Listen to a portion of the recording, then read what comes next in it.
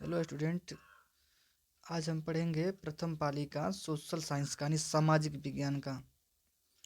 जो पूछा गया है प्रीवियस ईयर जो भी होगा सवाल प्रीवियस होगा और वो भी मोस्ट इम्पोर्टेंट VVI होगा जो एग्जाम की दृष्टि से पूछा जाएगा। तो पहला क्वेश्चन है, किस शहर को भारत की वित्तीय राजधानी कहते हैं?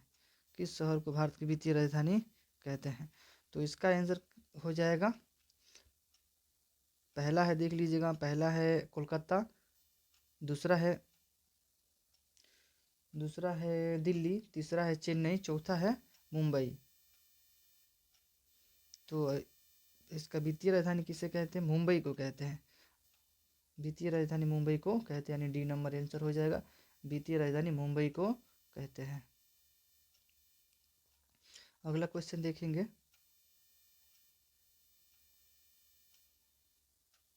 अगला क्वेश्चन है, सोने के जवाहरों की शुद्धता की सुनिश्चित करने के लिए किस मानक चिन्ह का प्रयोग करते हैं?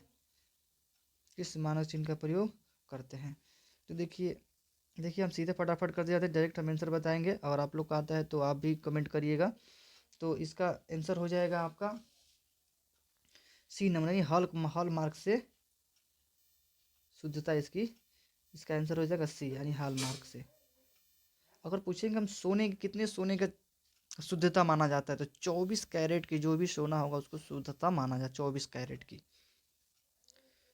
विश्व व्यापार संगठन का स्थापना कब हुआ? विश्व व्यापार संगठन की स्थापना कब हुआ? 39 का आप लोग आंसर दीजिएगा। विश्व व्यापार संगठन का स्थापना कब हुआ? तो पहला का आंसर दीजिए, पहला का बोला सॉरी, और नेक्स्ट सवाल का दीजिएगा। 39 नंबर सवाल है जो, तो इसका आंसर हो जाएगा डी नंबर, 1995 में। 1995 में 1995 में इसका आंसर हो जाएगा डी नंबर हो जाएगा।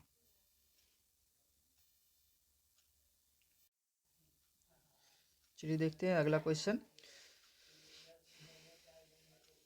कौन सा अधात्विक खनिज है? अधात्विक खनिज, अधात्विक में जिसमें धातु यूज नहीं होगा, जिसमें लोहा से यानी कुछ नहीं मिक्स होगा, जैसे कि सोना है, टीन है, अभ्रक है, निकल है। इनमें से आंसर आपका कौन सा होगा?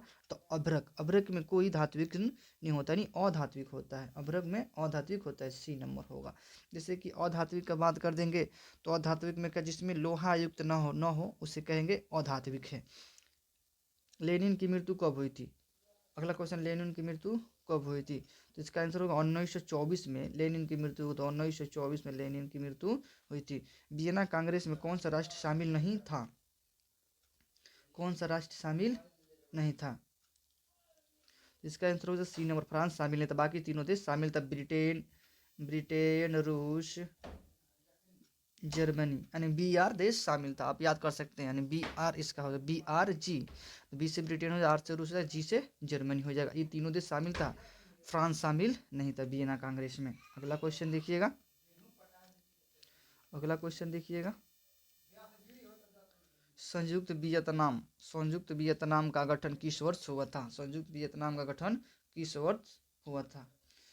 तो इसका आंसर हो जाएगा 1975 में। 1975 में संयुक्त वियतनाम का गठन हुआ था, answer number D. Arya Samaj की स्थापना किस थी?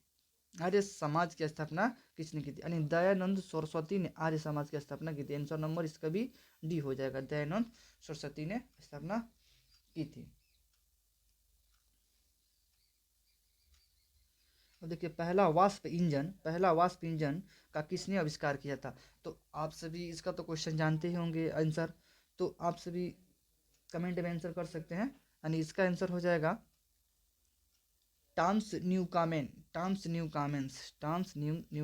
ने किया था। ऑप्शन नंबर ए होगा। अगला है, बाल गंगाधर तिलक ने मराठा पत्रिका का प्रकाशन किस भाषा में की थी? हिंदी में, मराठी में, अंग्रेजी में, गुजराती में? बाल गंगाधर तिलक ने मराठा पत्रिका का स्थापना किस भाषा में की थी?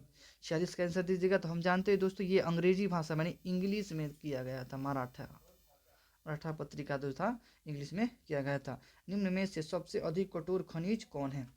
निम्न में से सबसे अधिक कठोर खनिज कौन है? 47 का आंसर करिए, फटाफट क्वेश्चन देखते जाते हैं। निम्न में से सबसे अधिक कठोर खनिज कौन है? तो इसका आंसर हो जाएगा हीरा। हीरा जो सबसे अधिक कठोर खनिज होता है, हीरा सबसे अधिक कठोर खनिज होता है। रबर की खेती भारत के किस राज्य में की जाती है?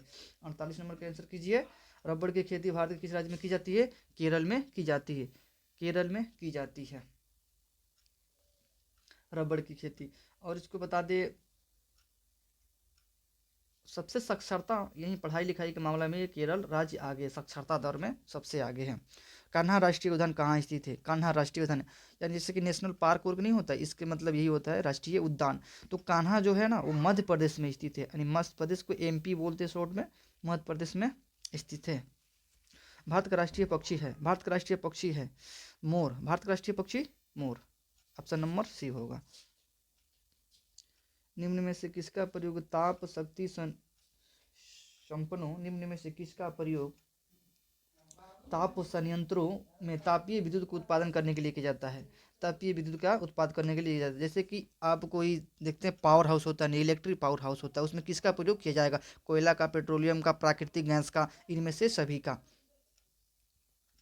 तो 51 का आंसर कीजिएगा, 51 का आंसर कीजिएगा आप लोग, 51 का आंसर कीजिएगा। 51 का आंसर कोयला की भी होता है, पेट्रोलियम का होता है, प्राकृतिक गैस का भी होता है, ताप विद्युत संयंत्रों में, इनमें से सब, यानी ऑप्शन नंबर डी हो जाएगा। अगला क्वेश्चन पे चलते हैं। 52 नंबर, दक्षिण भारत की नदी घाटी परियोजना है, दक्षिण भारत की नदी घाटी परियोजना है। तो इसका क्या, तुंगभद्र, तुंगभद्र जो है ना दक्षिण राज्य की नदी घाटी परियोजना है। ऑप्शन नंबर ए हो जाएगा। बिहार में ताप विद्युत केंद्र कहाँ स्थित है? बिहार में ताप विद्युत केंद्र कहाँ स्थित है? तो 53 का देखिएगा, 53 का भी बरौनी में, बरौनी में है, बरौनी में है। जूट उत्पादन में कौन सा देश विश्व में अग्रणी है? जूट उत्पादन में, जूट उत्पादन में कौन सा देश अग्रणी है? तो भारत जो है ना विश्व में जूट उत्पादन में अग्रणी है, भारत। अंगोरा ऊन का स्रोत क्या है? अंगोरा ऊन का स्रोत क्या है? जो ऊन होता है एक क्वालिटी है, इसका स्रोत क्या है? भेड़ से होता है, बकरी से, खरगोश से, इनमें से कोई नहीं। तो आप बकरी से होगा नहीं, खरगोश से होगा नहीं, यानी भेड़ का ही ये अंगोरा ऊन स्रोत है। आप ऐसे भी, अगर आपको कुछ समझ नहीं आता तो आप ऑप्शन वाइज भी सेलेक्ट करते हैं। जैसे कि हमने देखा बकरी से तो सब लोग परिचित है, खरगोश से भी है, ये भेड़ से अंगोरा ऊन का स्रोत है। आप तो ऑप्शन वाइज भी एलिमेंट कर सकते हैं क्वेश्चन को। अच्छा लग रहा है तो लाइक और शेयर जरूर करिएगा। 56 नंबर देखिए, नागा अर्जुन सागर, नागा अर्जुन सागर परियोजना किस नदी पे है? तो नागा अर्जुन, तो नागा अर्जुन जो है ना वो कृष्ण नदी पे है।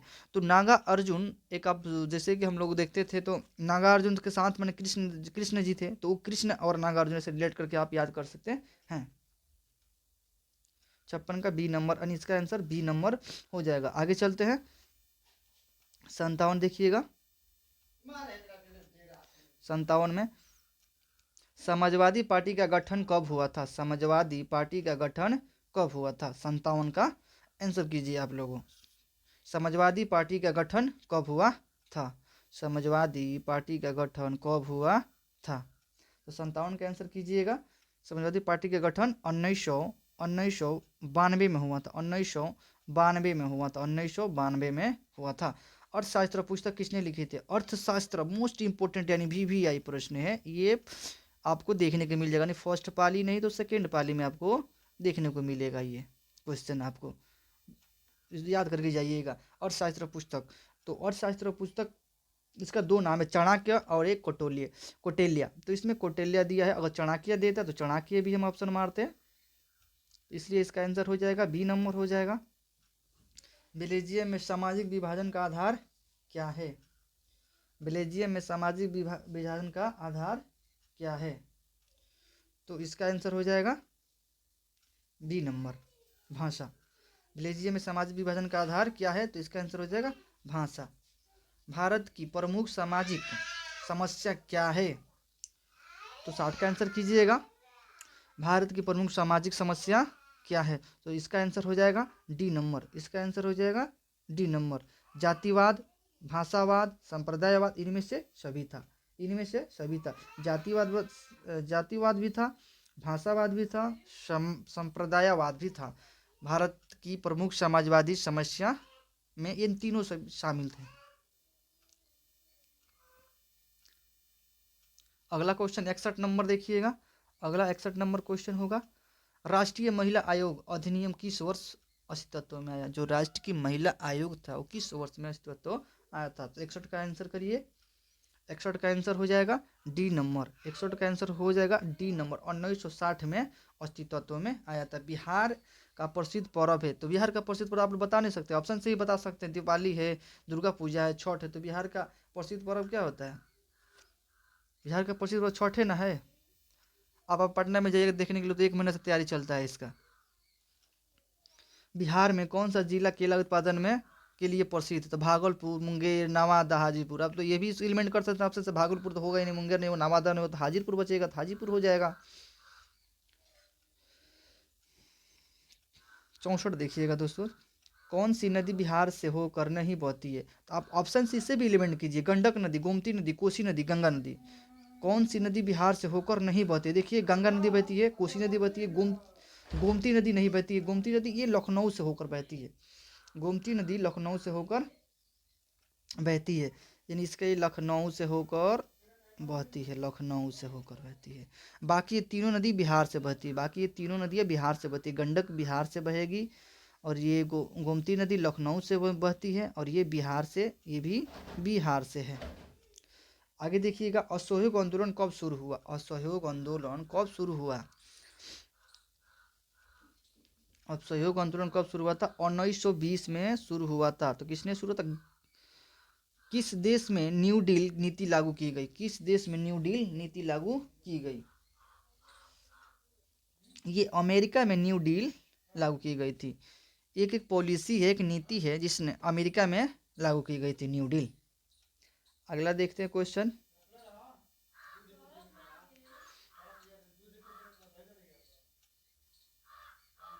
अगला क्वेश्चन है, भारतीय राष्ट्रीय कांग्रेस ने कब पूर्ण स्वराज की घोषणा कर दी?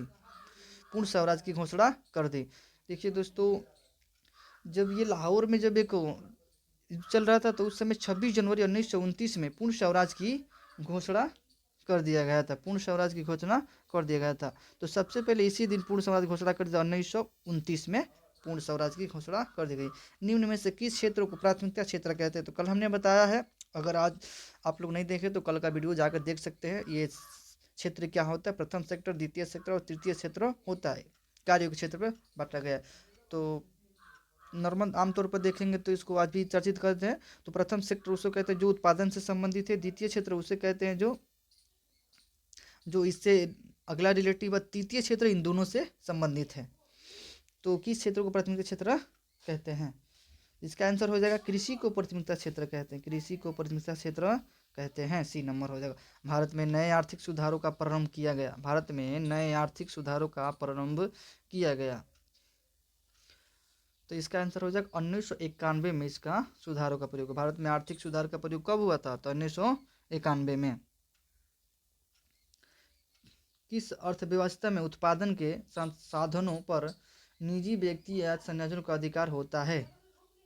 इसका आंसर हो जाएगा ए नंबर, पूंजीवादी अर्थव्यवस्था में। पूंजीवादी अर्थव्यवस्था में। अगला क्वेश्चन देखिएगा। अगला क्वेश्चन देखिएगा, अच्छा लगेगा तो लाइक कीजिएगा। और ये क्वेश्चन जो करा रहे हैं यानी प्रीवियस ईयर्स ऐसे भी आप जानते ही होंगे, सब इम्पोर्टेंट होता है। तो विनिमय का स्रोत माध्यम क्या होता है? विनिमय का यानी लेन देन का स्रोत माध्यम क्या होता है? विनिमय का स्रोत माध्यम क्या होता है? तो इसका आंसर हो जाएगा 71 का आंसर हो जाएगा सी नंबर, मुद्रा। सबसे सरल माध्यम माना गया है। यानी लेन देन समझिएगा, विनिमय करना माने आदान, किसी वस्तु का आदान प्रदान करेंगे तो सबसे सरल माध्यम क्या होगा? चेक नहीं होगा, वस्तु ही होगा, प्रतिज्ञा पत्र होगा ही नहीं, तो ये कितना मुद्रा ही हो जाएगा। क्षेत्रीय ग्रामीण बैंक की स्थापना किस वर्ष हुई थी? क्षेत्र में जब ग्रामीण बैंक की स्थापना कब हुई थी? तो 72 का आंसर हो जाएगा डी नंबर, 1975 में हुआ था। 1975 में हुआ था। एल्युमिनियम उद्योग में किस खनिज का उपयोग होता है? जब एल्युमिनियम बनाया जाता है तो उस उद्योग में किसका प्रयोग किया जाता है? तो एल्युमिनियम, इसका अयस्क भी होता है, जैसे कि बक्साइड, इसका अयस्क होता है, तो ये बक्साइड का यूज़ किया जाता है एल्युमिनियम में उद्योग में। भारत में किस राज्य में खनिज तेल का सर्वाधिक भंडार है? भारत में किस राज्य में खनिज तेल का? बिहार में नहीं है, तमिलनाडु में नहीं है, राजस्थान में भी नहीं है, तो असम होगा, असम में है। अब ऑप्शन से भी एलिमेंट कर सकते हैं, आप चूज कर सकते हैं कौन सा ऊर्जा स्रोत अनवीकरणीय है? कौन सा ऊर्जा स्रोत है जो अनवीकरणीय है? कौन सा ऊर्जा स्रोत अनवीकरणीय? अनवीकरणीय मतलब न ही चलने वाला, अनवीकरणीय मतलब चलने वाला। तो आप लोग बता सकते हैं जैसे कि अनवीकरणीय उसे कहते हैं जिसका कोई भरोसा नहीं है, और नवीकरणीय उसे कहते हैं जिसका भरोसा है। जैसे में देखिएगा, कोयला कभी ना कभी खत्म हो जाएगा, जल कभी ना कभी खत्म हो जाएगा, पवन ऊर्जा भी खत्म हो जाएगी, लेकिन सौर ऊर्जा कभी खत्म नहीं होगी। इसलिए इसका आंसर हो, ओ सॉरी, अनवीकरणीय पूछा है ना, तो अनवीकरणीय यही होगा 70 का। कोयला, कोयला और नवीकरणीय ये तो खत्म हो जाएगा, लेकिन ये तीनों नहीं होने वाला है। जल भी खत्म नहीं होने वाला है, पवन ऊर्जा भी खत्म नहीं होने वाला है, सौर ऊर्जा भी खत्म नहीं होने वाला है, और ये कोयला जो हो जाएगा खत्म हो जाएगा। इसलिए इसका आंसर सी नंबर होगा अनवीकरणीय में। इन्नौर पतन स्थित है, इन्नौर जो पतन है स्थित है गुजरात में, गोवा में, तमिलनाडु में, कर्नाटक में। अब इसका आंसर करिए। नहीं आपको याद है तो कमेंट बॉक्स में नो लिख दीजिए, यस लिख सकते हैं। अब इसका आंसर हम बता देते हैं, इसका आंसर सी हो जाएगा, यानी 76 का सी नंबर होगा। इन्नौर पत्तन स्थित है, तो इन्नौर पत्तन तमिलनाडु में स्थित है। इन्नौर, इन्नौर अगर याद नहीं रहता, इन्नौर तमिलनाडु में भी 9 है, इन्नौर में भी 9 है, तो आप इससे याद कर सकते हैं। इन्नौर, 9 किस में आता है? तमिलनाडु में, राज्य में 9 आएगा, और इन्नौर में। यहाँ से रिलेट करके आप आ सकता है, यहाँ से रिलेट करिएगा तो आपको रिलेट करके ही पढ़ना चाहिए दोस्तों। अब आगे देखते हैं, इग्नोर के बाद कौन सा आता है? एल्युमिनियम का हो गया, और ये भारत में किस खनिज तेल का, ये भी हो गया है। और इग्नोर के बाद देखिएगा 77 नंबर, 77 नंबर क्या कह रहा है? 77 नंबर देखते हैं। किस नगर को भारत की सिलिकॉन वैली के नाम से जाना जाता है? यानी कौन सी ऐसी नगर है, कौन सी ऐसी सिटी है जो सिलिकॉन वैली के नाम से जाना जाता है? सिलिकॉन, सिलिकॉन का यूज भी बता देंगे हम। ए नंबर होगा बेंगलुरु। बेंगलुरु को सिंगुलर सिलिकॉन सिटी भी कहा जाता है बेंगलुरु को। तो ये सिलिकॉन क्या होता है? जैसे कि आप लोग चिप देखते हैं, चिप में जो पीला कलर का होता है चिप में, और ये सब बहुत सारे इलेक्ट्रॉनिक अथी में लगाया जाता है। पेरियार राष्ट्रीय उद्यान कहाँ है? पेरियार राष्ट्रीय उद्यान, पेरियार राष्ट्रीय उद्यान केरल में है, यानी डी नंबर आंसर हो जाएगा। पेरियार ये किस लिए प्रसिद्ध है? किसके लिए प्रसिद्ध है? किसके लिए प्रसिद्ध है?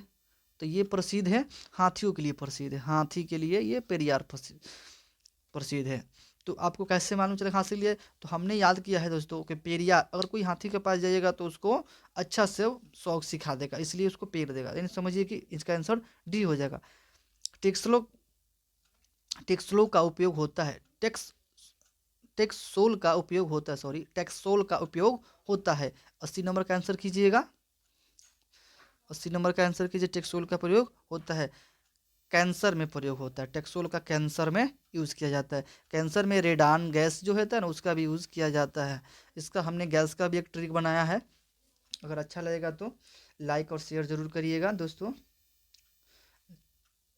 लाइक और शेयर ज़रूर करिएगा। और आज की क्लास तो यहीं तक रहने देते हैं, क्योंकि पार्ट 2 यहाँ ख़त्म समाप्त हो जाएगा। प्रथम पाली का पार्ट 2 समाप्त हो जाएगा, और इसके आगे हम संस्कृत पर एक वीडियो बनाकर डालेंगे। तो उसको क्लोज़ किया जाता है, यहीं पे क्लोज़ किया जाता है।